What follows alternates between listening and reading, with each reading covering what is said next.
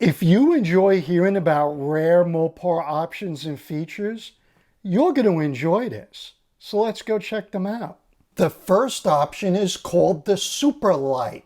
Check out the super-lite in the grille of this '69 Dodge Monaco wagon.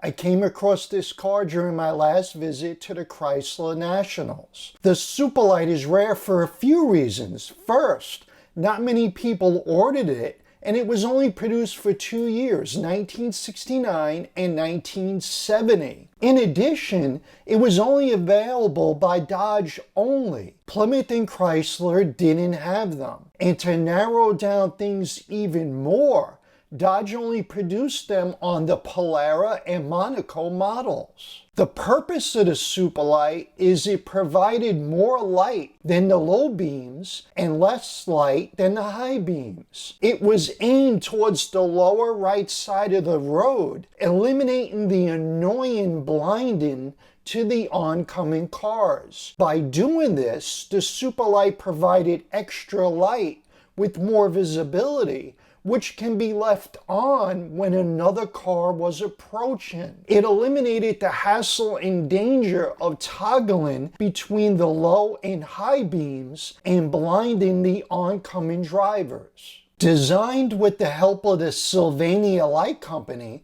it was a quartz iodine bulb, aided by a reflector which collected and aimed the light in a precise manner. Turning it on and off was also unique. There was a switch on the dashboard. When it was turned on, the super-lite was activated by pressing the foot dimmer switch on the floor, toggling between low beams and low beams with the super-lite, deactivating the high beams totally. When the super-lite switch was off, the foot switch operated normally between low and high beam. Unfortunately, production numbers are not available on this short-lived option, which added exactly $50.15 to the car price. Why the extra 15 cents? Who knows? But it is almost half the price of an optional 383 high-performance 4-barrel, which can be had for $137. Or, on the Monaco, $67.90. Today, NOS super-lite parts are available on eBay. I have a link down below if you want to check them out and see the prices. The next rare option was only produced for the same 2 years, 69 and 70.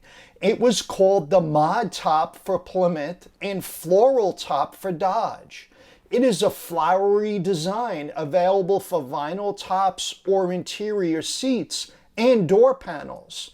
Different configurations were available, like the top or interior only, or a combination of both. It was designed to attract those who liked the flowery, psychedelic design of the 1960s and to women buyers. The option was advertised as the car you wear. There were 3 available colors, including the yellow, green, and black, blue and green, or the green, gold, and light blue. In total, there were fewer than 2,900 produced over the 2 years, with the most common on the '69 Satellites and Barracudas. It's believed that Dodge produced none of them in 1970 and was only found on the Barracuda or Cuda for that year. Rumor has it that local car dealers having a difficult time selling these cars off the lot would strip off the mod top and replace it with a traditional vinyl colored top to sell the car easier. There is a super rare 70 Hemi Cuda produced with the top, which was stolen from a New York garage back in 2016. And to this day, it hasn't been found or recovered. If you enjoy Mopar videos, don't forget to subscribe because this channel is all Mopar. Most of you are familiar with the Dana 60 rear end found on many high-performance Plymouths and Dodges. But how about the Dana 53 in a 440 car? Maybe some of you C-body guys have heard of it. The reason why it's rare is because it only came on a 67 and 68 C-body 4-speed manual car